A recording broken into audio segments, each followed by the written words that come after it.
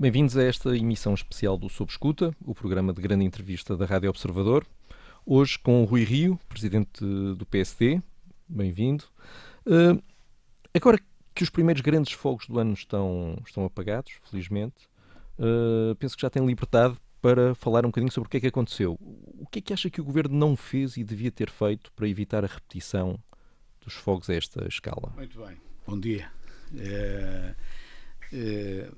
Bem, agora já posso falar, efetivamente. Eu acho que não é de bom tom, quando nós estamos no auge dos incêndios, não só ir lá visitar, porque temos consciência que não vamos ajudar nada, não é? É evidente que, como líder da oposição, eu podia ir para lá, para o meio das chamas, pôr-me a gritar contra o governo, até podia pôr um capacete de bombeiro, ainda ficava o decor mais bem feito, mas isso era uma falta de respeito completa pelas vítimas e pelos próprios bombeiros que andam a lutar. Portanto, eu acho que isso não deve ser feito, e hoje em dia acho que isso fez escola, já ninguém faz isso e compreende-se isso. Bom, mas aí já posso dizer uma coisa, mas toda a gente faz isso, mas o Primeiro-Ministro, por exemplo, não se coibiu de criticar os autarcas com as matas e as florestas ainda a arder. E, portanto, desde já tenho aqui uma crítica minha. Eu entendo que aquilo que é o meu comportamento devia ser transversal a todos e, portanto, também transversal ao Ministro da Administração Interna e transversal ao Primeiro-Ministro.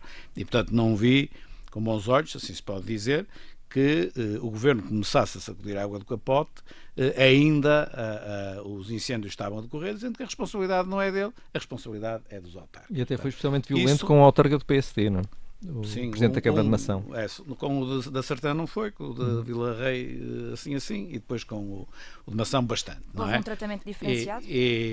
Bom, ele relativamente ao de Mação vem dizer, aqui neste caso penso que o Ministro da Administração Interna vem dizer que ele não tinha o plano de emergência preparado. Vamos lá ver. Mas o plano de emergência, aqui tem diversas vertentes. O plano de emergência não tem nada a ver com o combate às chamas, tem a ver com a resposta que damos perante a calamidade. Portanto, a agilização dos meios disponíveis para ajudar as pessoas. Não é? Ponto 1. Ponto 2. O programa de emergência já estava para aprovação no Governo desde fevereiro. Certo. E depois ainda por cima foi aprovado no dia dos incêndios, que é tal coincidência que o Presidente da Câmara de Mação fala. E depois também temos de ter consciência que há um exagero da parte do Governo ao responsabilizar a ausência do plano de emergência para uma coisa que ele não serve, que é para o combate às chamas, e por outro lado, num concelho como Mação, infelizmente, aquilo está de tal maneira automatizado, e é um concelho pequenino, que automaticamente tudo se põe rapidamente a funcionar no sentido do socorro que é preciso prestar pelo plano de emergência. Então o que é que correu mal? Isto não quer dizer que não tenha de haver o plano de emergência. Tem. Eles também tinham um plano de emergência antigo, diga-se passagem, que estava em vigor. Um plano de emergência no Porto ou em Lisboa não é a mesma coisa que num concelho pequenino, ainda por cima que infelizmente está sempre a arder. Portanto, não é assim uma coisa que se pode, tem de existir, mas não se pode justificar a área ardida com a ausência de um plano de emergência não aprovado, ainda por cima não aprovado para o Governo. Pronto. O que aconteceu exatamente é aquilo que eu vou procurar saber numa visita que vou fazer lá agora nos próximos dias. Portanto, nos próximos dias vou lá, vou reunir com os Presidentes de Câmara, não sei se irei reunir também para lá dos Presidentes de Câmara, eles me dirão se estão de posse da informação toda e me podem dar a informação toda, ou se será útil reunir com os bombeiros, seja com mais alguém, irei ver, mas vai vou procurar lá. Mais informação no terreno. Mas, mais informação na prática, a informação fundamental, porque eu aqui acabei de fazer um comentário mais à espuma dos dias, não é mais ao comentário mas do falou comentário. da tentativa de desresponsabilização do Governo. Exatamente. Enquanto estão a acontecer Isso não preciso de ir lá, não é? Isso não preciso de ir lá. enquanto estão a acontecer os incêndios. Mas que interpretação é que faz disso? Acha que o Governo, na verdade, não aprendeu nada ou não pôs nada em prática daquilo que tinha prometido que iria pôr em prática depois da experiência de 2017? Eu não quero ser injusto e quero ser prudente. Alguma coisa há de ter aprendido. Bem, meu Deus, isso era. Mas aqui a questão não é se pura e simplesmente estamos como estávamos em 2017. A questão é se nós estamos hoje, como efetivamente se justifica que se deva estar, face àquilo que é a experiência de 18 e particularmente de 2017. E aquilo é isso que eu vou agora ver. No ano passado em Monchique, quando eu lá fui, a resposta foi que não. Ou seja, que houve muitas falhas no grande incêndio de 2018, que foi o de Monchique. Aquilo que eu agora vou ver nos próximos dias, quando for a Vila de Rei, Sertã, em princípio vou a Vila de Rei, que acho que há lá um ponto onde se vê bastante bem tudo o resto, portanto, as áreas ardidas, aí é que me vão contar no terreno. Agora, Já me disseram, por exemplo, que, particularmente em Mação, os meios demoraram a chegar nas primeiras horas. Depois até parece que apareceram alguns meios. Mas houve aldeias que não tiveram ajuda de bombeiro nenhum, por exemplo. Bom, dito assim, automaticamente há uma crítica ao governo, às entidades que dependem do poder central. Bom, mas depois também temos de ver se havia meios para ir às aldeias todas. Imagino que é uma aldeia que não é bem uma aldeia, são 10 casas ou 12 casas. Portanto, que o governo não conseguiu responder com a eficácia devida, porque a área ardida é imensa, isso parece-me evidente. O nível de responsabilidade, eu para ser sério volto a repetir, vou ter de ir lá, vou ter de ouvir e dizer o que tenho a dizer. Outra coisa é aquilo que já posso dizer e que devo dizer nesta altura, é realmente que não achei bonito, não é? O governo estar rapidamente a sacudir a água, do que costuma dizer, para cima dos autarcas, aproveitando até um certo desconhecimento das pessoas relativamente a isto, que é mais ou menos transversal à sociedade toda. Isto não é uma coisa muito clara para toda a gente, não é? Portanto, as pessoas não... Como é que a gente sabe se estavam os aviões todos, os helicópteros, se estavam os meios todos? É sempre difícil de saber. Portanto, também é fácil de chutar a responsabilidade para o lado. Isso, sinceramente, acho mal, particularmente enquanto tudo estava a decorrer. Outra das questões que, enfim, que se antevê que venha a complicar neste verão tem a ver com já este pré-anúncio de greve dos motoristas de transportes de mercadorias e de matérias perigosas. O Governo garante que vai haver serviços mínimos satisfatórios, é a expressão do Ministro, e tem relativizado a dimensão do problema. O líder do PSD está tranquilo, também está a relativizar, ou acha que há aqui motivos para preocupação? Não, tranquilo não estou. Eu acho que tranquilo, depois da experiência que tivemos há algum tempo atrás, ninguém pode estar tranquilo porque não havia a consciência da gravidade de uma greve deste género. Portanto, tranquilo não estou de forma nenhuma. E, portanto, eu espero que seja entre as partes, e as partes não é o governo, entre as partes, entre os trabalhadores e a entidade patronal. E depois a mediação do governo, que desde sempre disse que está a mediar e que até foi um êxito aquilo que conseguiu da outra vez quando a greve parou por força da intervenção do governo. Eu espero então que o governo tenha a eficácia devida e que consiga que no dia, aparentemente é 12 de agosto, não é que está marcado, que no dia 12 de agosto não haja aqui um problema sério no país e que se houver greve tenha a capacidade de definir os serviços mínimos de forma a que, enfim, que as pessoas sejam menos lesadas. Uma greve, tudo bem, é sempre desagradável, lesa sempre, mas depois há coisas fundamentais, quer dizer, a saúde é fundamental, mas se não houver o abastecimento dos bens alimentares, por exemplo, e se a greve se prolongar e se falharem, então como é que é? Não é elementar também, não é fundamental? É. Portanto, eu espero que o Governo desta vez tenha tudo isso em conta, não só na intermediação entre a entidade patronal e os trabalhadores, que aí são privados, mas que faça essa intermediação que sempre se propôs fazer, e depois, por outro lado, na definição dos serviços mínimos, que a sociedade tem a capacidade para reagir a uma coisa destas, não é? Porque há greves e greves, mas não é lógico. Rui Rio, estamos a 2 meses das legislativas, o PSD já apresentou o seu cenário macroeconómico e está aos poucos a apresentar as suas medidas para o programa eleitoral. Mas há uma coisa que acho que ainda não ficou suficientemente clara. Imaginando que ganha as eleições e chega a São Bento, qual vai ser a sua prioridade? Isso, vamos lá ver. Tenho muitas prioridades, como é evidente. Eu diria, estabeleceria isto em diversos patamares. Há coisas que um governo, seja ele qual for, pode resolver, ou não. Um bom governo ou um mau governo. Há coisas que um governo só pode resolver se tiver uma maioria no Parlamento, e há coisas que nenhum governo com uma maioria no Parlamento, seja ela absoluta ou seja ela em coligação, pode resolver, a não ser com recurso ao apoio dos outros. Aquilo que eu considero para o futuro do país absolutamente vital é que o país um dia tenha capacidade de fazer as reformas estruturais que são absolutamente vitais para o desenvolvimento de Portugal. E isto, na classe política, é muito difícil de fazer entender, mas eu penso que as pessoas, na rua, entre aspas, entendem exatamente aquilo que eu estou a dizer. Mas que reformas são essas? Olha, se quiser fazer a descentralização a sério, tem naturalmente de ter um acordo alargado. Se quiser fazer uma reforma da Segurança Social, tem de ter um acordo alargado. Se quiser fazer uma reforma da Justiça, tem de ter um acordo alargado. Se quiser fazer uma reforma do sistema político, tem de ter um acordo alargado. Então as suas prioridades Não. São aquelas áreas que exigem um acordo alargado com o problema é que a resposta Socialista. não é linear, por isso é que eu comecei a responder assim. Qual é a sua prioridade? Isso seria num mundo perfeito, não é? Vamos imaginar que chega e não é num mundo perfeito, não é num mundo perfeito. Isso exige não que é num mundo perfeito, o PS, por exemplo, esteja de acordo consigo. Não é num mundo perfeito, é num mundo onde as pessoas têm sensatez. A sensatez pode ser um bem escasso, mas onde as pessoas tenham alguma sensatez. É evidente que é ser sensato e dizer assim, eu quero fazer a reforma da Segurança Social com o Partido Comunista Português. Bom, o Partido Comunista Português pode ser sensato, eu posso ser sensato, e é impossível, porque estamos nos antípodas do pensamento, por exemplo. Pronto. Há outros que não é assim. Se houver sensatez, se houver equilíbrio, não é? Cada um tem as suas linhas vermelhas, mas Portugal não merece uma reforma da Segurança Social. E se um não está capaz de fazer sozinho, porque não adianta, eu faço a reforma da Segurança Social com um governo minoritário. Imagino que até consigo. Aparece um governo, passado 4 anos, destrói tudo aquilo. Estamos a falar de uma coisa que é projetada há 40, 50, 60 anos, não é? Portanto, não adianta.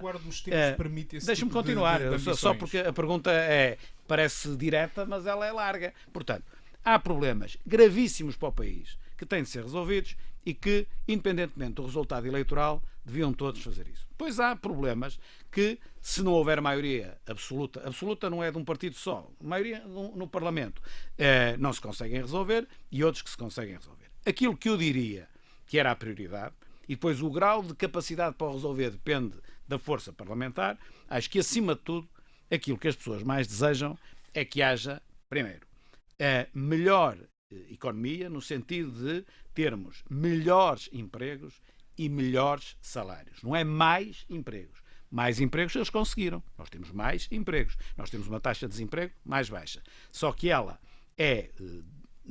parte dos empregos criados são precários, são muito ligados ao setor do turismo e são de perfil baixo, ou seja, salários baixos. E Portugal tem de aspirar a chegar à média europeia. Já não estou a dizer Portugal aspirar a chegar ao topo da Europa, viver como os nórdicos ou como os alemães, mas chegar à média europeia. Crescer, pelo menos, como crescem aqueles países que estão mais atrasados. E nós, mesmo quando nos comparamos com esses, estamos a crescer menos. E, portanto, aquilo que é a prioridade é conseguir uma economia mais robusta, melhores empregos, melhores salários. Porque essa mesma economia mais robusta permite também depois outra coisa em que este governo falhou, que é serviços públicos de melhor qualidade. Eu, para conseguir serviços públicos de melhor qualidade, preciso de melhor gestão, melhor capacidade de gerir os recursos disponíveis, otimização dos recursos disponíveis. Mas depois também preciso de mais recursos. Quanto mais rico é um país, melhor serviço pode prestar na saúde, nos transportes públicos, em tudo. Portanto, eu preciso de crescimento económico, eu preciso, depois do crescimento económico, ou associado ao crescimento económico, fazer uma coisa que se chama desenvolvimento, que são duas coisas um pouco, não são diferentes, mas que são complementares. Só o crescimento não garante o desenvolvimento. E, portanto, eu tenho de crescer e tenho de me desenvolver. Portanto, este é o objetivo. A medida em que eu consigo fazer isso depende da força que eu tenho no Parlamento, em minoria ou em maioria, e depende, a médio e longo prazo, da capacidade de o país como um todo fazer ou não fazer reformas, que são nada mais, nada menos que libertar os estrangulamentos que o país tem no seu desenvolvimento. Porque senão andamos aqui a discutir se o déficit é mais 0,5 ou menos 0,5, se o IVA sobe mais 1% ou baixa 1%, se o IRS sobe 1% ou baixa 1%, se o IRC não sei o quê, andamos a discutir isto e eu penso que essa não é a ambição dos portugueses. A ambição dos portugueses é mais. Para ser mais, tem de estar cumpridos isto que eu estou a dizer. Sim, mas não é? De facto, no cenário macroeconómico que apresentou, essas coisas estão lá. Baixar impostos, aumentar o investimento público, reforçar a despesa corrente e tudo num cenário em que a economia cresce mais do que até o atual governo prevê. Mas não muito mais, atenção. Certo, o tal pouquinho. Agora, se o PSD consegue fazer estas promessas e acreditar que isto vai ser possível, é porque as coisas estão a correr bem na economia, não é? Porquê é que os eleitores vão mudar se as coisas estão a correr bem, tão bem que permitem isto? Quando muito tinha de ajustar o tempo do verbo é porque vão correr bem, não é? Não, mas se isto tivesse uma desgraça, imagino que o que estivesse a dizer era bom, isto não vai ser possível tão cedo fazer nada disto. Aquilo que é preciso ver também que o crescimento económico que nós apresentamos superior àquilo que é o do Partido Socialista deriva justamente das medidas que nós pretendemos tomar indutoras desse mesmo crescimento. Por isso é que o crescimento no primeiro e segundo ano, portanto, 2020 e 2021, difere pouco ou nada daquilo que é o cenário apresentado, por exemplo, pelo Conselho das Finanças Públicas e que o PS provavelmente também apresentará, ou que está no programa de estabilidade, pronto, pegando por aí, não é o PS, é o Governo, mas é a mesma coisa, mas depois já consideramos um crescimento um pouco superior em 22 e em 23, que advém das medidas que logo em 20 estamos a tomar para, designadamente na área fiscal e outras áreas de apoio às empresas, que nós pretendemos com isso puxar pelo investimento, puxar pelas exportações, que não pelo consumo. O consumo vai por arrasto, é assim que deve ser, em minha opinião, e não como motor do crescimento, que acaba por ser o que acontece, não aconteceu totalmente no início da legislatura, por causa da conjuntura internacional, mas tenderá a acontecer com as políticas seguidas pelo Bloco de Esquerda, pelo PCP e pelo PS, tenderá sempre, como é redistributivo, a fazer do consumo o motor, e o consumo não deve ser o motor, o consumo deve ser o nosso objetivo. O consumo o que é? É a melhoria da nossa vida, é nós ganharmos mais, é consumirmos mais porque ganhamos mais. Isso é o que nós queremos, mas para conseguirmos isso temos primeiro de ter economia que o consiga. Caso contrário, eu dou cabo do endividamento externo, não é? Que foi aquilo que aconteceu antes e que trouxe a Troika a Portugal. Portanto, se eu consigo fazer um esforço para responder à sua pergunta, terei de responder assim, porque depois encaixado a isto, vem tudo mais. Não é? Uma das críticas que mais se ouviu, até porque falou da questão do consumo interno, e na verdade não se tem ouvido tanto o PS a falar do consumo interno como se ouviu, enfim, na campanha anterior das legislativas e sobretudo no início da legislatura. Uma das críticas que tem feito ao programa do PS, e tem-no feito em várias plataformas, é de que tem visto António Costa a copiar algumas propostas do PSD. Isso não dá aos eleitores a ideia de que, na verdade, Rui Rio e o PSD consideram que o programa do PS tem boas propostas para o país? Bom, é uma pergunta que faz sentido. Agora, é assim, o Dr. António Costa diz assim: connosco a carga fiscal não vai baixar. Disse isto há uns meses atrás. Que na altura até ele diz: connosco a carga fiscal não vai baixar. E eu na altura disse, não tinha quadro macroeconómico, comigo a carga fiscal não vai subir. E na altura vi muitos comentários, como quem diz, ele é tolo, que às vezes acham que eu sou tolo, tem assim umas coisas que não faz sentido, que não penso nas coisas, não sei. Então, apareci aqui, caí aqui de paraquedas, não percebo nada disto. Obviamente, o que estamos a dizer coisas diferentes. Ele está a dizer que comigo a carga fiscal não desce, portanto, ou fica igual, ou quando muito sobe. E o que eu estou a dizer é que comigo subir não sobe, vai a descer, assim eu posso. Mais tarde pude dizer quanto é que vai descer, quando tive o quadro macroeconómico. Naquela altura, há uns meses atrás, não tinha o quadro macroeconómico, eu só posso dizer: a minha intenção é subir nem pensar e descer na medida do possível. Hoje, a medida do possível foi aquilo que eu disse. O que é que, entretanto, o Partido Socialista faz? Entretanto, depois de eu anunciar essa redução da carga fiscal, vem anunciar também uma redução da carga fiscal. É neste sentido que eu estou a dizer que é uma cópia. Não é uma cópia no sentido que foi olhar e copiou as linhas todas do programa, que aqui nem programa há ainda publicado, não podia fazer isso, tinha de ser as linhas todas da minha conferência de imprensa. Claro, a cópia é esta. A cópia é, por exemplo, quando nós começamos a falar na questão da natalidade e na questão das creches, é o Partido Socialista agora vir também propor soluções, no quadro de natalidade, ligada às creches. Não é agora se o apoio é dado da forma mais A ou da forma mais B. É isto que eu estou a dizer que é copiar. Nem do lado do Partido Socialista são tão primários para fazer copy-paste daquilo que nós dizemos. Então, para ficar claro, não se revê naquele programa, nem acha que seja um programa de boas propostas. Para já, naturalmente, por exemplo, eles privilegiam mais o IRS, tanto quanto eu ouvi até, do que IRC. Não sei se, entretanto, não irão mudar de ideias também. Agora, a questão de fundo não é essa. É evidente que o PS pode repetir aquilo que o PST diz. Mas a verdade é que o PS esteve lá 4 anos e não fez isto, fez o seu contrário. Não viu o Partido Socialista, nem podia ver. Agarrado ao Bloco de Esquerda e ao PCP, não podia ver. Como é que podia ver o Partido Socialista a apostar nas empresas, a apostar na produtividade das empresas e na internacionalização das empresas? Tinha de imediato o Partido Comunista a dizer que estavam ligados ao grande capital, tinha logo o Bloco de Esquerda a dizer isto e aquilo, portanto, não tinham sequer formas disso. Quando disse assim: eu vou baixar o IRC. Como é que baixava o IRC? Quando muito, baixaria o IRS. E, portanto, até deu ali uns jeitos no IRS, depois subiu outras taxas de tal maneira e outros impostos que a carga fiscal subiu imenso. Portanto, o Partido Socialista pode dizer, não é, coisas parecidas com aquilo que eu digo, mas há sempre uma pergunta a fazer, então, mas porque não fizeram? Mais ainda, se eles estão a dizer que esta experiência, a que se chama geringonça, esta experiência com o Bloco de Esquerda, correu muito bem e é para repetir, chegou mesmo a dizer que mesmo que não precisasse, disse mesmo o secretário-geral do PS, mesmo que não precisasse, repetiria. Portanto, não precisar é sonhar com... Não, ou então precisar só de um, mas vai buscar os dois na mesma. Sei lá, não sei bem, tenho de lhe perguntar, mas ele disse isto diversas vezes. Então, se a experiência foi boa, e se é para repetir, como é que a experiência que foi boa é para repetir? Vai casar agora com medidas que são o contrário do que ele fez. É por isso que, por um lado, podem fazer a pergunta que me fez, mas por outro lado a resposta é simples, que é esta. Não me respondeu de qualquer forma à pergunta, antes de ter da próxima, que é, não se revê naquele programa do PS. Não acha que seja um programa de boas propostas? Naquilo, vamos lá ver, eu não peguei no programa do PS e não li o programa do PS todo.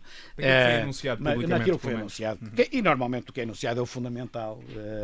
E ainda não terá sido tudo anunciado. Não, eu acima de tudo não confio. Não confio porque o PS teve 4 anos para o fazer e não fez. E ainda agora podia dizer, bom, mas agora vai ser diferente porque afinal isto correu muito mal. Isto com o PC, com o Bloco de Esquerda, não é de repetir. Nunca mais. Não, diz o contrário. Em relação aos Pode salários, dizer o que quiser em termos de programa. Em relação aos salários da função pública, o que o PS disse foi que ia aumentar salários dos quadros técnicos da função pública e que os aumentos salariais iam ser mais expressivos a partir de 2021. O que é que o PSD vai fazer em relação a isso? Diz que o desafio é controlar a despesa corrente. Mas também diz que há margem para aumentos na ordem dos 800 milhões. Sim. Vai haver aumentos salariais diretos? Nós temos lá o que estava nas projeções do Conselho de Finanças Públicas, o que se chama políticas invariantes, ou seja, se nada mudar, não é? Nós temos lá isso. O valor é o mesmo.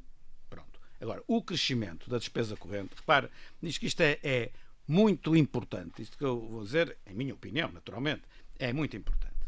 Nós pegamos na margem orçamental que o crescimento económico nos dá e distribuímos da seguinte maneira. Uma parte para reduzir impostos, uma parte para aumentar o investimento público e outra parte para aumentar a despesa corrente. Portanto, a despesa corrente aumenta, isto está repartido até para a despesa corrente, para a metade, 50%, e os outros 50% para reduzir impostos e para o investimento público. É mais ou menos isto, são 15 mil milhões, isto fica 3 e mais um. Bom, não, 3 e 3, 6 e 7. É a volta disto, é 7, pronto. A despesa corrente, portanto, vai subir. Só que a despesa corrente vai subir menos do que aquilo que normalmente sobe. Vamos lá ver uma coisa. Eu admito que me digam assim, estás com a melhor das intenções, mas vai ser muito difícil conter o crescimento da despesa corrente numa taxa à volta dos 2%. A minha resposta para isto é esta, muito simples. Não é fácil. Ou seja, temos de impor medidas de gestão, temos de eliminar desperdícios, temos de emagrecer, se possível, a administração pública. Temos. É difícil? É. Mas a minha pergunta, então, é outra. Como é difícil, apesar de eu saber que é assim que tem de ser, não me proponho a fazer isso e faço como aos outros. Não pode ser. Mas não responde diretamente à pergunta. Aliás, eu já tive a oportunidade de dizer isto em público. Se imagine que eu ganho as eleições e não consigo isso, não consigo conter a despesa pública nos 2%, com satisfação das necessidades das pessoas. Aí não reduz tanto então, impostos. Aquilo que as pessoas, pronto, são folgas, mas aquilo que as pessoas devem fazer a seguir, nas eleições seguintes, se disserem tu não serves, arranjem outro que sirva para isto. Não é dizer, então abandonamos isto e vamos pôr a despesa corrente a crescer outra vez e os impostos a crescer também. Ou seja, isto é o que o país precisa. Eu disto não tenho dúvida nenhuma. A despesa não pode estar a crescer sempre. Os impostos e empresas, quando para, tem de parar. E, portanto, tem de haver a coragem para tentar fazer isso. Eu quero fazer, eu quero ter êxito.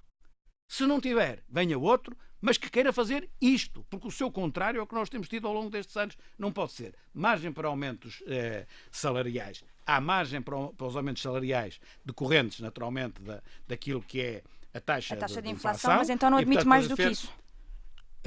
Para lá disso, depende daquilo que for a nossa capacidade na contenção da despesa corrente. Que, repito, boa gestão. Cresce.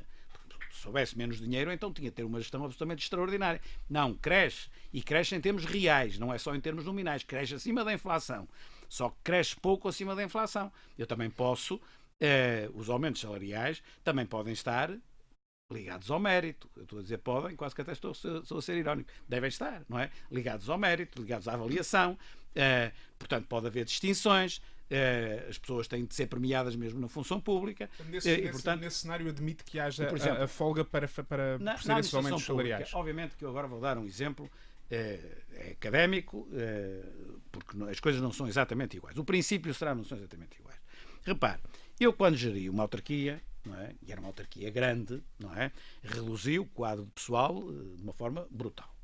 E a dada altura, eu já não sabia se já não tinha até reduzido demais, porque, enfim, não é um país, mas é uma instituição muito grande. E então andei a fazer um estudo, e esse estudo chegou à conclusão que eu ainda tinha folga para reduzir, mas o que é que esse estudo dizia assim? Na altura já tinha reduzido umas centenas, ainda tinha folga, dizia assim: nesta divisão falta de gente, naquela divisão tem gente a mais, nesta divisão tens a mais deste tipo de pessoas e a menos deste tipo de pessoas. E fiquei com a fotografia.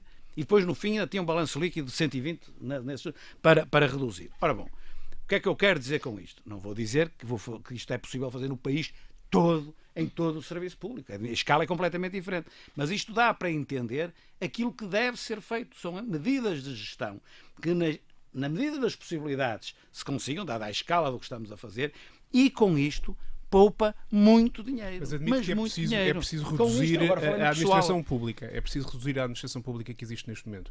Porque o Governo tem falado da falta de funcionários públicos. Pode não ter que reduzir, ou não, mas pode e deve redimensionar, rearrumar. Disso eu não tenho dúvidas nenhumas. Ou seja, que há serviços com falta e serviços a mais, não tenho dúvida nenhuma. Mas não sabe quais são. Quando é que... Mas não sabe quais são. Vai esperar para chegar ao Governo para descobrir, ao fim de 4 anos, quando tiver eleições outra vez? Sim, mas como nós podemos ter uma ideia quando estamos na oposição, mas não podemos cair na demagogia de dizer que vou fazer assim, assado, cozido e frito, neste serviço e naquele, quando, não estando no Governo, não temos os meios para aferir. Nós teremos de fazer auditorias, como eu já tive a oportunidade. Agora, não é uma auditoria para andar a responsabilizar as pessoas. Auditoria de gestão. Saber o que é que, como há bocado disse, isto que eu disse que fiz, mas não é como uma auditoria em termos de recursos humanos. Não era para culpar ninguém, era para gerir melhor. E, portanto, isto tem de ser feito. Quantos anos demora a fazer? Eu não sei, demorará muito tempo, mas tem de ser feito. Tem de ser feito. Não há para onde fugir. E, portanto, uma vez chegado ao Governo, a pessoa não tem outro caminho, se for intelectualmente séria, digamos assim, não tem outro caminho que não seja fazer isso. Porque senão estamos a desperdiçar recursos de uma forma brutal. No fim, pode ser até, e é, rearrumar, ou seja, pode até nem reduzir funcionários públicos, pode aumentar um pouco, mas acima de tudo o que aqui é mais importante é a arrumação dos funcionários públicos. Os professores, por exemplo, têm professores a mais, por exemplo, infelizmente, porque significa que temos um problema de natalidade e, portanto, há menos crianças, mas, portanto, tudo isto tem de ser equilibrado, não é? Em relação às 35 horas, que era uma grande bandeira e uma grande batalha que tinha, não voltou a falar nisso, não vai regressar a essa medida? Já tive oportunidade de responder a isso. E o mesmo em relação ao IVA da restauração, essas medidas que eram grandes bandeiras do PSD, neste momento foram um bocadinho esquecidas. Não eram grandes bandeiras do PSD, eram grandes bandeiras do PS. Mas era muito crítico, mas o PSD era muito crítico delas. O PS era crítico e eu também sou crítico, mas uma coisa é ter sido feito como o PS fez. Outra coisa é, se o PS não o tivesse feito, obviamente que nós também não fazíamos. Uma vez que o PS fez, estar a desfazer é outra vez uma confusão de todo tamanho. Portanto, o que é que nós vamos procurar fazer? Conseguir equilibrar a qualidade dos serviços públicos sem ter que mexer na questão das 40 horas, ou de passagem das 35 para as 40 horas. Vamos procurar conseguir fazer dessa forma para não andar permanentemente em mudança. Vem um governo e faz 40, vem outro governo e faz 35, vem um governo e faz 40, outro governo faz 35 e, portanto, vamos mas procurar. Então, mais vale aceitar o que o PS diz, é isso? No fundo está a ceder, está a aceitar o que o PS diz, como não vale a pena estar sempre a mudar, olha, se eles fizeram... Eu aceito. Quer dizer que não está tão mal assim. Não é um bocado de desistência? Não, por essa ordem de ideias até seria ao contrário. O PS diria ao contrário. Eles puseram 40 e eu regresso para 35. O que eu estou a dizer, não sou só eu. Portanto, isto foi uma matéria que mereceu debate. Foi muito debatido, não é? Internamente, foi. Não é, digamos assim, uma posição que diz isto. Foi unânime. Toda a gente acha que deve ficar 40, toda a gente acha que deve ficar 35, mas depois, no equilíbrio dos fatores... E qual era a sua posição nessa discussão? Qual era a sua posição nessa discussão? Isso não nos quer dizer? Isso fica lá dentro. Isso fica lá dentro. Agora, iremos fazer um esforço para não ter que estar a desfazer isso tudo outra vez. Pronto. Mas não era A uma questão boa do IVA medida da para reduzir a restauração. despesa, A questão do aumentar IVA para as 48 do horas, IVA da para as 40 restauração. horas, perdão. A questão do IVA da restauração. Houve até um pré-programa que chegou a ter, são 600 milhões de euros, que representa, e depois tudo ponderado, conseguimos fazer o quadro macroeconómico sem mexer no IVA da restauração. Vamos ver também. É uma folga que o país tem para uma situação qualquer em que possa eventualmente necessitar disso. Falando novamente, e agora para terminarmos também este bloco do cenário macroeconómico, o PSD acredita até na possibilidade de um ligeiro superávit de 0,2% do PIB até a partir de 2021. Sabendo-se e lendo os sinais daquilo que tem feito o atual Ministro das Finanças, de que parece que esse é também um objetivo dele, o senhor acha que Mário Centeno tinha o perfil de um Ministro das Finanças de um governo seu? Bem, mas o Ministro das Finanças não é apenas o controle do déficit, é muito mais, e é também como se controla, acima de tudo, como se controla o déficit. E eu não entendo que, estando de acordo com o controle do déficit e de redução da dívida, que aliás ele não reduziu dívida nenhuma, reduziu a relação entre a dívida e o produto, não reduziu a dívida, aliás, havendo déficit, a dívida não reduz, a forma como ele o faz e aquilo que foi a gestão fiscal do Ministério das Finanças durante este governo não é a mesma coisa que eu entendo que deve ser feita, como deve ser feita a gestão fiscal. Portanto, a resposta é não tem o perfil para ser, não teria o perfil para ser um ministro do seu governo? Não, porque aquilo que fez na política fiscal, não é? Embora controlando o déficit, nesse sentido eu estou de acordo, não fez da forma como eu entendo que deve ser feita. Por isso, olho para as propostas que nós fazemos na área fiscal, na área do investimento público, esta gestão da margem orçamental, que eu estou a dizer que vamos fazer nos próximos 4 anos, o ministro Mário Centeno e o governo também teve nos últimos 4. Por acaso agora não sei dizer de cor qual o número. É um número naturalmente um pouco inferior aos tais 15 mil milhões, mais ou menos, porque enfim, também parte de um produto interno bruto mais baixo, mas também teve uma folga, também a usou, podia ter feito desta forma. Não, pegou nessa folga, aumentou ainda mais com o aumento da carga fiscal e distribuiu de outra maneira. Portanto, não seguiu aquilo que nós entendemos que deve ser seguido. E estas notícias que dão conta de Mário Centeno ser um dos finalistas, digamos assim, um dos favoritos para o cargo de diretor-geral do FMI, da sua parte, e pensando no país, como muitas vezes diz nos seus discursos, merece-lhe simpatia esta ideia? Apoiaria o PSD, apoiaria uma candidatura de Mário Centeno? Salvo situações absolutamente extraordinárias, a regra eu apoio qualquer português, salvo regras absolutamente extraordinárias, qualquer português que tenha condições para ocupar um cargo internacional de relevo. Isso não tenho dúvidas nenhumas. E aqui encaixa perfeitamente nisso que eu estou a dizer. Ou seja, se um português, neste caso, o professor Mário Centeno, tiver reais possibilidades de substituir a Christine Lagarde no FMI, com certeza que tem o meu apoio. Vale o que vale, à escala internacional o meu apoio não vale nada, mas no que puder fazer, obviamente que tenho o meu apoio. E já agora, só para terminar também este bloco enfim, das responsabilidades internacionais, António Costa vai encetar agora as negociações para a Comissão Europeia, para a pasta portuguesa. Qual é que acha que deve ser a prioridade do Primeiro-Ministro? A prioridade do Primeiro-Ministro... Em termos de pastas, uma pasta financeira, uma pasta económica, o que é que... Isso é muito difícil porque são negociações muito complexas. A nova Presidente ainda vai introduzir aqui mais um fator, quer dizer assim, tem de ser metade homens e metade mulheres, portanto isto ainda restringe mais, no sentido de, a dada altura, não pode ser, não porque não tenha o perfil ou porque o país não tenha a força negocial para, mas porque até tinha, mas é mulher, mas neste país precisa de um homem porque tem mulher no outro. Portanto, isso aí eu não acho que seja quer dizer, eu posso dizer, por exemplo, manter a pasta que tem o engenheiro Carlos Moedas era interessante, porque é uma pasta de ponta em termos do desenvolvimento da sociedade e da própria economia. Mas nada garante que isso é possível. São negociações muito, muito complexas e, portanto, não é fácil. Quando foi conhecida a última sondagem, esta última da Pitagórica, que dá o PS perto da maioria absoluta, escreveu um tweet a insinuar que há uma conspiração da maçonaria contra si. E, não é isso que está lá. Então é o quê? Não é isso que está Fala lá. ali de maçonaria. Acha que a maçonaria o tomou como adversário por alguma razão? Ou que é uma conspiração maçónica contra acho que a maçonaria não me tomou a mim como adversário. Alguns da maçonaria tomam-me como adversário, outros não. Agora, nós todos percebemos e todos nós sabemos que na sociedade portuguesa numas épocas com mais força, noutras épocas com menos força, numas épocas com causas nobres, noutras épocas sem grandes causas nobres, existe a maçonaria, que é uma coisa que a mim me causa alguma aflição, porque eu não gosto de sociedades secretas. Eu gosto e ainda entendo isso em ditadura. Eu entendo que em ditadura, por exemplo, no Estado Novo, quando não há liberdade para as pessoas agirem politicamente, que se sintam na necessidade de trabalhar na clandestinidade, ou de forma secreta. Agora, em democracia, com tudo aberto, eu não vejo necessidade de sociedades secretas. E, portanto, o que está aí na prática é uma crítica às sociedades secretas e não encerra naturalmente uma crítica a todas as pessoas que elas pertencem, porque há pessoas respeitáveis. Até no PSD. Até no PSD, mas há muitas que não. Certo. Claramente não. E que estão lá apenas para se defenderem a si próprios e se defenderem uns aos outros e para negócios. Obviamente, pela natureza do que eu estou a dizer, uma sociedade secreta, nenhum de nós tem condições para dizer aquele é. Todos nós sabemos, de alguns sabemos, de outros suspeitamos, não é?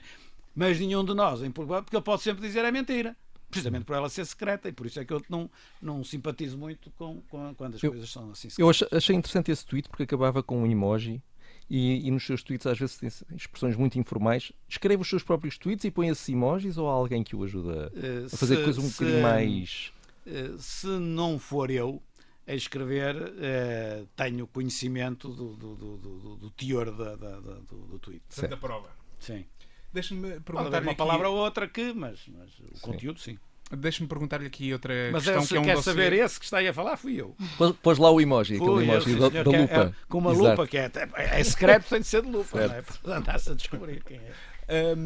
Alguns são muito evidentes, nós olhamos para a sociedade, muitas vezes são muito evidentes, que é isso um bocado que está ali, quer dizer, se a sondagem vem de um determinado sítio, depois nós olhamos quem é que automaticamente reage e dá força a essa sondagem, por exemplo, está a ver?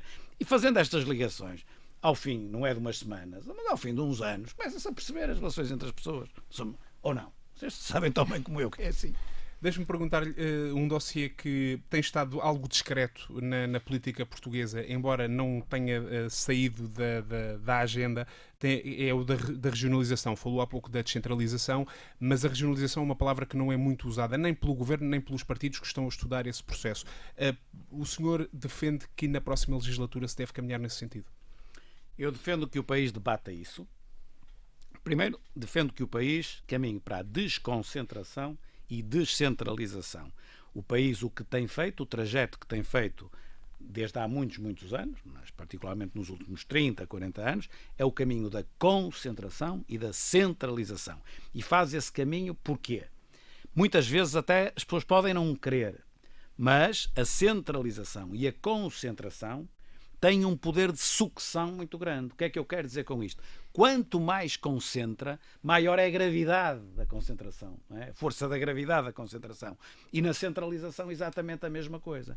E, portanto, ou nós conseguimos travar, ou o próprio rolemã normal das coisas leva a que concentração traga mais concentração e centralização mais centralização. É um já agora. Já agora está aqui isto, também fica aquilo. Como é que pode ir para ali quando isto está aqui? Isso é o que tem sido falado agora. A questão é a regionalização nesta legislatura. Portanto, ou não? Isto, para mim, é claro. Sendo isto claro, sendo isto absolutamente vital para o desenvolvimento do país, que está cada vez mais litoralizado, está cada vez mais em torno das duas áreas metropolitanas, e particularmente nesta aqui em Lisboa, e isto é altamente castrador do desenvolvimento de Portugal, isto não tenho dúvida nenhuma, é péssimo para a área metropolitana de Lisboa, para a qualidade de vida das pessoas aqui, e é péssimo para o interior do país que não tem escala. Isto tem de ser alterado e é preciso força política para isso. Bom, a regionalização é uma possibilidade, a mais extrema, digamos assim, num quadro de descentralização. Nem tanto da desconcentração, essa viria por arrasto, da descentralização. Nós tivemos um referendo à regionalização que chumbou. A regionalização chumbou por referendo. Portanto, se a regionalização chumbou por referendo, isto aqui não é uma coisa assim muito matemática que eu digo, e não foi há 100 anos, nem há 150, foi há 20 anos, ou coisa assim. Podem a seguir perguntar uma pergunta, então põe lá a baliza, é a partir dos 50, é dos 60? Pá, não sei responder a isso, mas sei que foi há relativamente pouco tempo, portanto, em minha opinião, carecerá sempre de ser aprovado da mesma maneira como foi reprovado, se algum dia vier a ser aprovado. Agora, se me fizer... E, portanto, acho que o país deve debater. Perguntam-me se deve debater. Deve. E deve debater na próxima legislatura? Deve. Acho que sim, acho que deve. Agora, pode fazer outra pergunta que é mais interessante, se calhar. E qual é a sua posição? É a favor ou contra? Não é? Sim, essa é que será a pergunta mais relevante. Porque que deve debater, mesmo as pessoas... Bem, quem for totalmente contra nem quer ouvir falar, nem quer debater, mas isso não é lá muito democrático, porque eu entendo que em termos do país é um tema muito relevante, o da descentralização, e como é que ela deve ser feita, se é por via mais forte, que é a E é a favor, então, da regionalização ou não? Não sei. E sabe porque é que eu não sei? Sabe porque é que eu não sei? É muito simples. Não diga isso. É muito simples. Esta é a posição mais honesta. Pode ser a favor ou pode ser contra. Depende. Então... Olha, se, por exemplo, se fôssemos repetir o referendo da regionalização de há 20 anos, ou há 21 anos, ou quando foi 98, acho eu, Sim. eu votei não. Não é? E votei não porque era totalmente contra a regionalização. Se agora repetíssemos o mesmo referendo, eu não sou totalmente contra a regionalização. Eu votava não. Porque aquilo não era nada. Aquilo não era nada. Aquilo era retalhar o país e tal. Que competências é que estavam em causa? Nem se sabia, não havia. Olha, vamos criar estas regiões. Mas isso não serve para nada. Agora, se nós fizermos uma lei como deve ser, e eu acho que a existir um referendo, o referendo deveria ser sobre a lei. E não um referendo a dizer concordas sim ou não com estas regiões ou as outras. Não. Isso não é nada. Isso eu voto contra porque não é nada. Não sei o que isso é. E, portanto, pode dar pior a emenda que o soneto, como se costuma dizer. Agora, se nós definirmos um quadro de competências, se nós definirmos, por exemplo, que as regiões tenham um quadro de rigor financeiro, no mínimo, como hoje têm as câmaras municipais, e não como tem o Estado Central. Sabe que quem fez esta dívida pública toda foi o Estado Central, não foram as autarquias. Não foram as autarquias. Da dívida pública toda, que hoje são 125% do PIB para aí, desses 125%, as autarquias onde neste momento representar 2 ou 3%. Não era 125, era 123 ou 122. Não sei se tem noção disto. O Estado Central deu cabo das finanças públicas deste país. Não foram as autarquias. Nas autarquias tem autarquias muito, muito mal geridas, tem muito bem geridas e tem assim. Todas juntas é uma gota de água no oceano. Portanto, se nós tivermos regiões administrativas, não são regiões autónomas, regiões administrativas, são câmaras municipais maiores, se tivermos câmaras municipais maiores, com parte do orçamento do Estado Nacional e as respectivas competências, e se tiverem o rigor financeiro de tal maneira que aquilo signifique cortar na despesa pública, conseguir fazer mais com menos ou mais com igual, aí já começamos a caminhar no sentido de eu poder concordar. Bem, já percebemos o seu ponto. Temos 15 minutos, vamos avançando. Gostava de perceber aqui um ponto que eu acho que não está muito claro, até porque é uma linha de força sua desde o início, que tem a ver com a questão ética na política. Já sabemos que defende que a carreira de um político não pode estar dependente de uma investigação do Ministério Público ou de uma denúncia, que há casos e casos. Numa entrevista à TVI até disse uma frase que foi: há ali uma linha, uma coisa é ser suspeito de uma coisa relativamente pequena, outra coisa é ser suspeito de ter matado alguém. Sim. Portanto, eu estou a presumir que é uma figura de estilo, porque imagino que o seu critério não seja apenas a questão do homicídio, não é? Apenas tirar homicidas das direções. Portanto, eu queria perceber qual é a linha, qual é a suspeita que pode levar alguém, em sua opinião, a ter que renunciar a um cargo por causa de uma investigação. O meu princípio é, olha, que eu tenho 5 ou 6 cadeiras de Direito no meu curso, mas não sou licenciado em Direito. Mas esta ainda sei. Para mim, um princípio básico é a presunção de inocência. E no dia em que, em Portugal, a presunção de inocência for deitada ao caixote do lixo para tudo ou mais alguma coisa, acaba o Estado de Direito. Mas isso vai até onde? Certo. Pronto. Portanto, a regra é a presunção de inocência. Tudo que não seja a presunção de inocência é um caso excepcional que só terá de ser visto com o seu caráter excepcional. Portanto, é visto caso a caso, ao abrigo de uma regra, repito-lhe, que é, à partida, arguido ou acusado, mas ainda sem... Nem é, vamos lá ver, há depois diversas condenações. Há a primeira instância, depois o trânsito em julgado mais à frente. A primeira instância, aí já é uma coisa. Já há uma condenação, aí já não é própria, não é na praça pública, não foi condenado nas tabacarias, porque, como sabe, as pessoas são condenadas nas tabacarias, não é? Portanto, o tribunal foi substituído pela tabacaria. Tem ali a primeira página do jornal, não é bem assim, que é mas, como ler uma sentença, não é? Mas vamos então a casos concretos para perceber. Há duas deputadas do PSD que acabaram de ser constituídas... Eu não vou falar de casos certo, concretos, que acabaram de ser constituídas arguidas. Não, mas é interessante porque senão não conseguimos perceber. Sim. Mercedes Borges e Emília Cerqueira foram Sim. constituídas arguidas por terem marcado falsas presenças de colegas na bancada parlamentar do PSD. Está agora a definir as listas de deputados. Estas duas deputadas têm lugar ou são afastadas por causa disso? Segundo a presunção de inocência, essas deputadas são presumíveis inocentes. Então isso também quer dizer que se as europeias fossem agora, mantinha Álvaro Amar nas listas. Isto quer dizer... e esse também é de presunção... Ouça. Mas houve um juiz que o obrigou a pagar uma calção de 40 mil euros. Já não é na tabacaria, não é? Estamos a avançar alguns também passos. Foi na tabacaria. Atenção, também foi na tabacaria. O juiz não estava na tabacaria. Não, o juiz não está na tabacaria, mas vamos ser sérios nisto. Eu não vou, não é? Primeiro, ter um comportamento para quem é do meu partido e um comportamento diferente para quem é de outros partidos ou para quem é de partido nenhum, ou isto ou aquilo.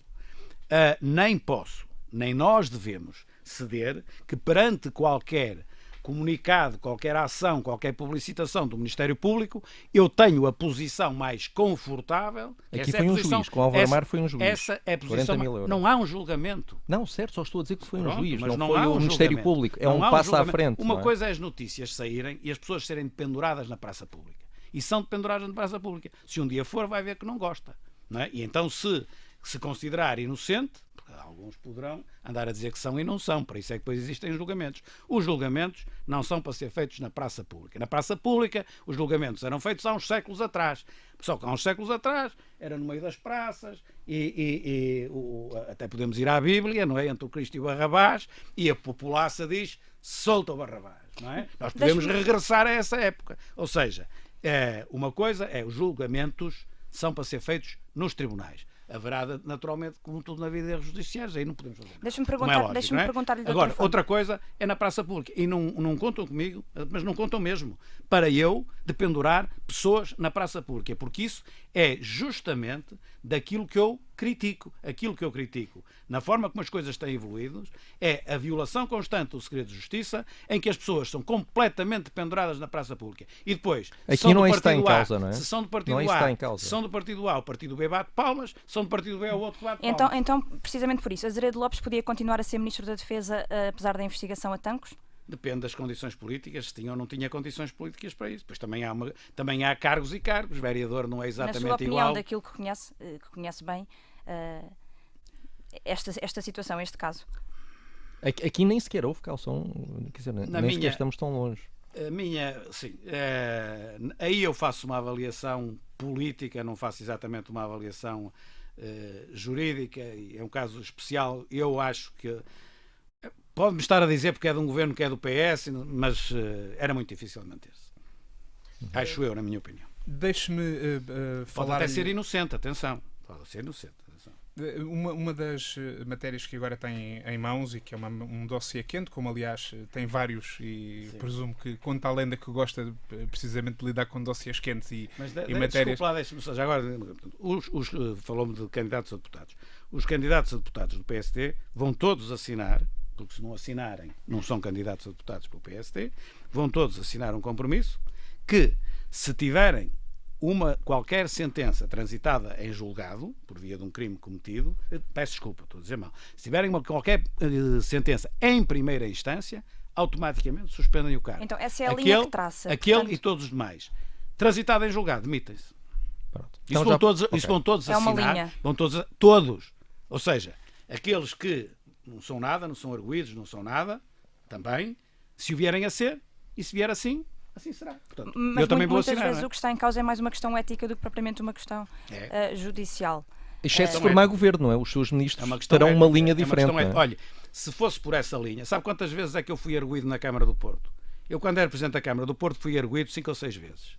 Houve momentos em que todos os vereadores do PSD e do CDS, do meu lado, os que tinham ploro, estavam todos arguidos. E nenhum era pela mesma coisa, cada um pela sua coisa.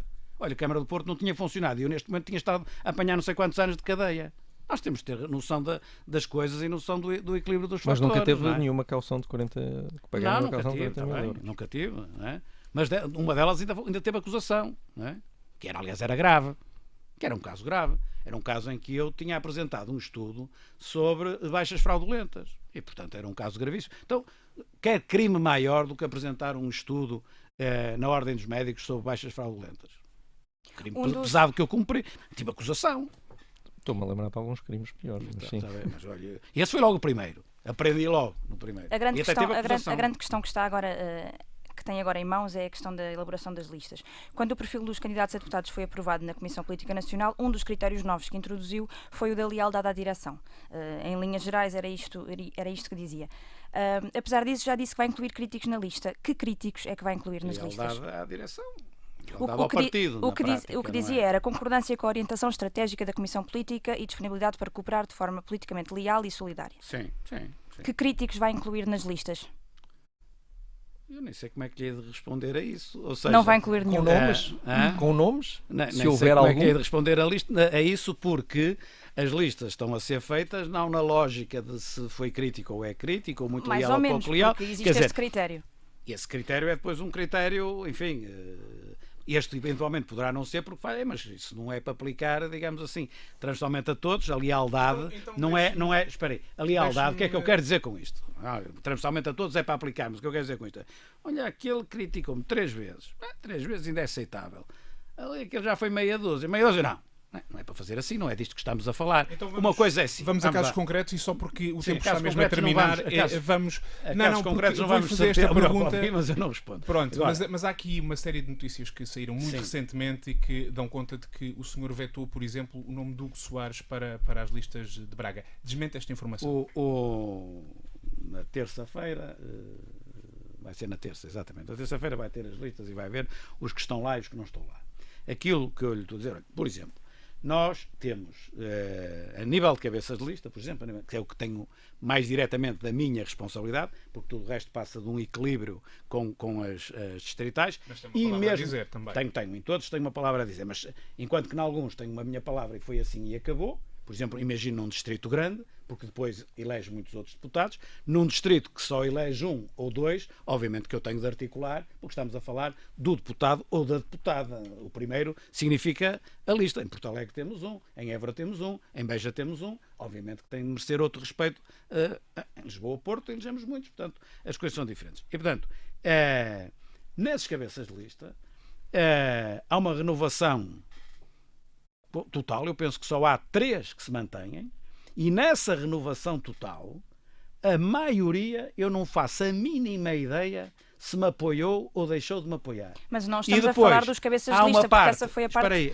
fácil, porque cabia-lhe só assim. E há uma parte que eu penso que é mais ou menos ela por ela, agora não sei de cor, mas imagino 4 que eu tenho a certeza que me apoiaram e 4 que eu tenho a certeza que não me apoiaram, imagino. E depois o grosso deles eu não faço a mínima ideia, e alguns nem podiam apoiar nem desapoiar porque nem sequer estavam na política, até são independentes e não estavam na política. Portanto, o do Porto não é independente, é do PSD, mas não se meteu nisto. Em Coimbra a doutora Mónica Quintela é independente. Sim, mas agora a estamos Filipe a falar Roseta, dos em nomes. Lisboa, não faço a mínima ideia quem apoiou e se apoiou alguém, não faço a mínima ideia. Mas era importante que esclarecesse esta questão que, como sabe, tem estado nas notícias, portanto ela é incontornável. Desmente que tenha vetado pessoalmente o nome do Hugo Soares nas listas. Ela é incontornável para si, para mim pode ser. Para mim, para todos os jornalistas que fazem política. No fim, quando olhar para as listas, faça lá esse balanço, se quiser. Mas fazer não desmente que isso tenha acontecido. Mas não, nem confirmo, nem desmito, não falo sobre as listas em concreto, a não ser o que se sabe, que são os cabeças de lista, tudo bem. Isso, o resto da composição da lista, ainda aliás, neste momento nem sequer está terminada. Está a deixar tudo para o fim, em nome pessoal, não tem participado nestas reuniões com as distritais, está a deixar tudo para dia 30, que é o dia do Conselho Nacional, para evitar também algum tipo de... Não se está a deixar tudo para o fim, como disse bem, não sou eu que estou nas reuniões. De acordo para vetar as listas no Conselho nem Nacional. que estou a conduzir isso, porque, por norma, não é o Presidente do Partido que conduz isso. Tem a última palavra, é certo. Não estou a tirar a responsabilidade, como é lógico. Mas, por norma, é o Secretário-Geral que faz isso. Não é?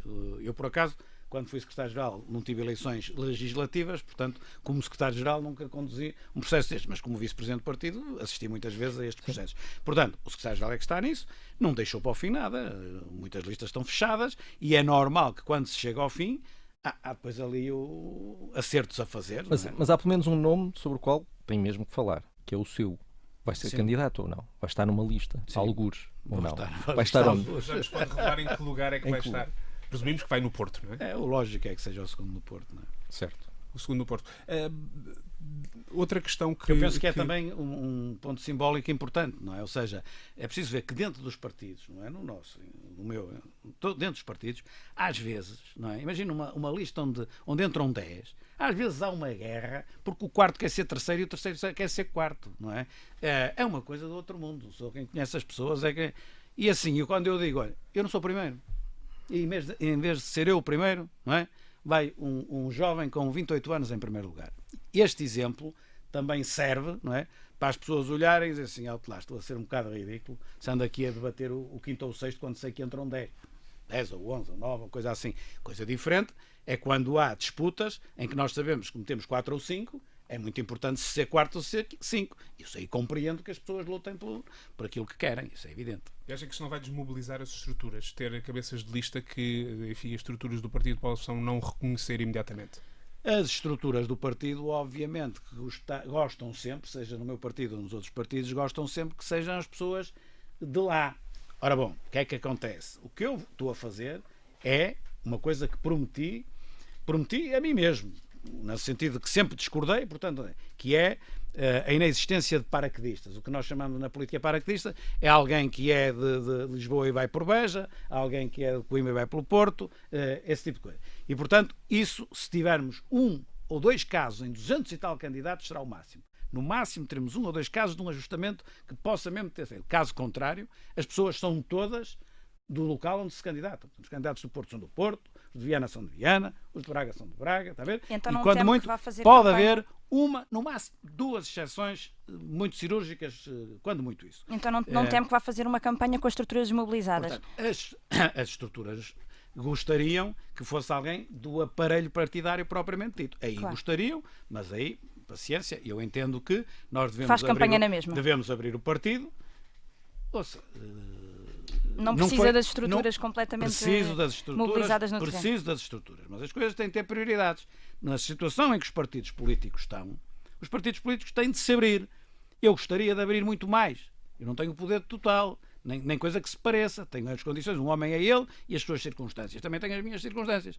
Na medida em que consigo abrir o partido à sociedade, isso é o que eu mais desejo, porque senão os partidos políticos, o meu e os outros, vão continuar a definhar, nós temos de nos abrir. E, portanto, a própria Essa é uma estrutura das formas partidária de o tem fazer. de perceber isto. Se não percebe, eu posso me esforçar por explicar, mas não explicar Se não 20 percebe vezes. bem, mas percebe mal. não é mal, é como tem de ser. Deixe-me perguntar-lhe, em relação ao CDS, que presumo que continua a dizer que é o parceiro preferencial do PSD. Sim. Há quanto tempo é que não fala com a líder do CDS?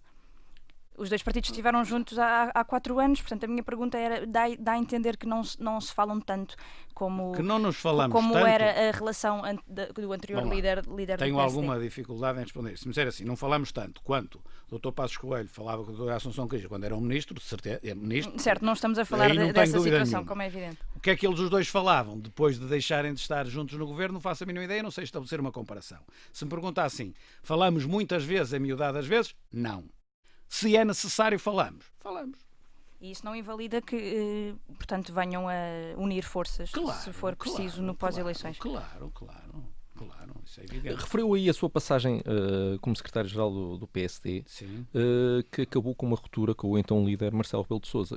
Já fizeram as pazes entretanto? Sim. Está tudo resolvido? As pazes dessa ruptura, eu não quero falhar, porque agora vou dizer muito preciso, e eu acho que posso estar aqui agora, mas eu acho que foram feitas no dia 17 de junho, porque eu demiti-me a 16 de junho e as pazes foram a 17 de junho. Mas se eu me enganar, olha, foram a 18 de junho, porque eu me demiti a 17 de junho, isso foi no dia seguinte. Quando eu, as pazes, entre aspas, ou seja, quando eu no dia seguinte, eu saí num dia à tarde, e no dia seguinte fui lá buscar as coisas e tal. E às 5 e tal, eu estava no partido, fomos lá, e eu estive no gabinete dele, que é agora meu, a conversar descontraídamente. E resolver um assunto. Esta atuação do Presidente da República presumo que seja dos portugueses que o apoia, tendo em conta que é da mesma família política, mas esta proximidade que o Presidente tem, ou pelo menos este apoio implícito e às vezes explícito que tem dado a esta maioria do Governo em nome da estabilidade, tornaram mais difícil o cargo de líder da oposição? Claro que tornam mais difícil o cargo de líder da oposição, mas o Presidente da República também não está propriamente no Palácio de Belém, nem é eleito para facilitar a vida ao líder da oposição. Tem de ser capaz de fazer o equilíbrio, pondo sempre, acima de tudo, a estabilidade do país e da governação que está em causa. Eu compreendo isso. Portanto, muitas vezes, quer eu, quer o partido, gostaríamos que o Presidente da República, seja o qual for, neste momento é o professor Marcelo Rebelo de Sousa, tivesse uma atitude mais crítica para o Governo, ou de mais apoio Nós gostaríamos, mas quem é Presidente da República é ele, e tem de exercer essas funções o mais distante possível dos partidos. Portanto, o estado de alma do partido ou de mim próprio conta pouco para o exercício das funções do Presidente da República. Este ano, ainda antes das legislativas, que é o seu objetivo, enfim, prioritário nos próximos tempos, há outras eleições importantes para o PSD, estou a falar das regionais da Madeira, e eu pergunto-lhe se o seu objetivo claro é que o PSD renove a maioria absoluta e se tem condições para isso. Claro que o objetivo na Madeira é voltar a ter condições de governabilidade sozinho, para isso é ter uma maioria absoluta. Nós sabemos que o PSD governa bem a Madeira, mas governa há 40 e tal anos. E, portanto, obviamente, há sempre um desgaste. E, portanto, nós compreendemos, e eu compreendo, que as dificuldades do Dr. Miguel Albuquerque hoje são maiores do que aquilo que era do Dr. Alberto João Jardim há 15 ou 20 anos. É lógico, não é? Agora, ainda assim, eu penso que o PSD tem todas as condições para ganhar as eleições na Madeira. Houve até momentos em que andavam ali meio desequilibrados e dava a ideia que até poderia não ganhar. E numa eleição pode não ganhar, como é lógico. Mas eu acho que o PSD, e tenho ido lá, ainda agora vou lá outra vez, e aquilo que percebo-me dessa evolução, eu penso que o PSD tem todas as condições para ganhar e tem todas as condições para ganhar conseguindo a governação sozinho. Como é agora, neste momento. Voltando às legislativas de outubro, sabemos que não gosta de sondagens, mas vamos ser realistas. As últimas sondagens, portanto, dão 21% a da Pitagórica, 24% a da Eurosondagem, 23% da Aximaz. Ainda acredita que consegue ganhar? Se eu não acreditasse que conseguisse ganhar, o que é que eu estava aqui a fazer? Não estava aqui a fazer nada. Obviamente, repare, vamos lá ver uma coisa. Há sondagens bem feitas, há sondagens mal feitas, há sondagens feitas por encomenda, há tudo. Mas nenhuma delas lhe dá há tudo como na farmácia, como um valor muito acima dos 20%. E nós que andamos nesta coisa percebemos quando elas são bem feitas, e depois podem acertar ou não, percebemos quando elas são feitas de qualquer maneira e percebemos quando elas são encomendadas. São para produzir um dado efeito, não é? Para desmoralizar ou para moralizar, não é? Se é por outro lado, por exemplo, é para desmoralizar. Se é para o nosso lado, é para moralizar. Eu esse jogo não gosto desse jogo. E a primeira vez que eu fui a uma eleição com sondagens, fui andando em eleições aqui, acolá e tal, para as associações de estudantes, e um dia fui candidato à Câmara do Porto uma vez. A primeira sondagem dava 13%. E depois puxei, e o melhor que consegui foi 19%. E depois no dia das eleições tive 44%. Acha que é isso que vai acontecer? Pronto. É possível que aconteça na eleição seguinte? Na eleição seguinte, a mesma coisa. Ia perder. Aí também já não me davam 19, mas ia perder. Ganhei e subi a votação e tive maioria absoluta. Só da terceira vez, já não me lembro se andava mais equilibrado ou não, mas aí é que as sondagens todas diziam que eu ia ganhar. Lá à distância já não me lembro se foi maior ou menor. Quer dizer, eu subi, mas já não sei o que é que diziam as sondagens. Portanto, vamos lá ver. As sondagens que vão saindo, seja para esta eleição, seja para qualquer eleição, há sempre a possibilidade de alguém, não é, ao fim de muitos meses, dizer que acertou. Porque são tantas. A questão aqui é a tendência, é uma norma que se tem verificado, não é tanto os valores concretos. Mas eu não... Mesmo assim desvaloriza.